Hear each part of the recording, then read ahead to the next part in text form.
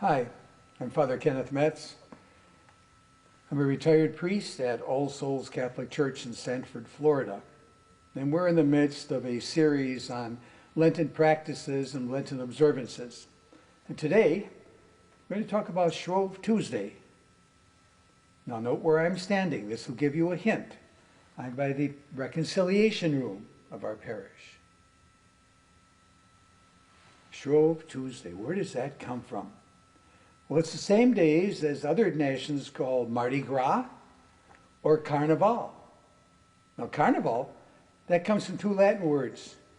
It's carnis levare, which means to take away the flesh.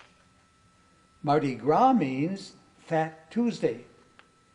They're all meaning the same thing. And that is this time of preparation before we begin the season of Lent.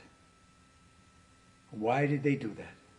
Why was it called that? Well, getting rid of the fat and the animal byproducts and all of that in their house was what you would do those days before Lent. Now, that had a deeper spiritual significance of getting rid of our sinfulness, yes. However, this was lived out in their rules on fasting. So what they had to do was get rid of everything in their house that they would not be able to use during the season of Lent. It was not a time of debauchery. It was not a time to be of celebrating and partying. And it ended promptly, as it did, Mardi Gras does in New Orleans. It stops at midnight, and it is over. But Shrove Tuesday, what does that have to do with it?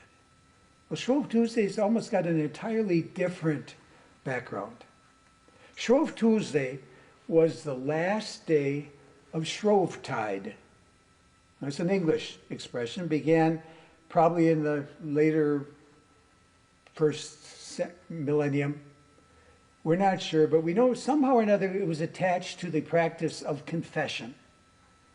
It was around 600 when confession practices changed. It went from a public penance to a time, and a public penance, by the way, was where you would probably have to do penance outside the front door of the church and cover yourself with sackcloth and ashes.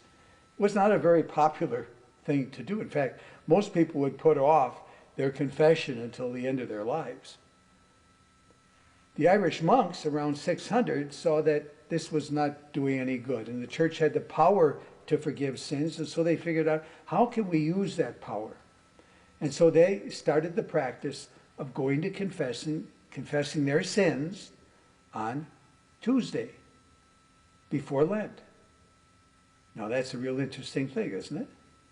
The word shrove is, and I don't know if the sisters that taught me would remember this, I think it's a past participle, which comes from the verb to shrive. And to shrive means to cleanse away, to take away, in this case, to take away sins.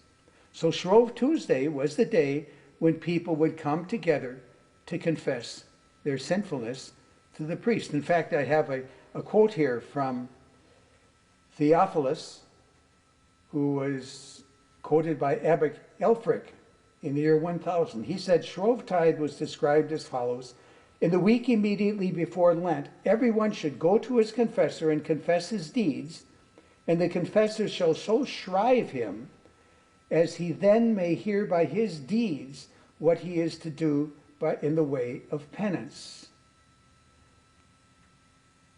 What would their penance be? Whatever you confessed would lead you to what you should do during Lent to avoid those kinds of sins. And in it was 2 weeks before Lent that they did this. And what they would do is have what we turned out to be called mystery plays in the medieval era, where they would have acting out the crucifixion and death of Jesus, so that everybody would be attuned to the fact that this was the time to stop their sinning. It was not a time for debauchery. And in fact, one last point, when the carnival or Mardi Gras became for some people a debauched party, the church tried to restore the penitential nature of this time. In 1748, Pope Benedict XIV instituted the 40 hours of carnival, whereby prayers were offered and the Blessed Sacrament was exposed in churches during 3 days preceding Ash Wednesday. In a letter entitled Super Bacchanalibus, man, that's a good title, huh? He granted a plenary indulgence to anyone who adored the exposed Blessed Sacrament by offering prayers and making atonement for sins. Could that be the origin of the 40 hours devotion?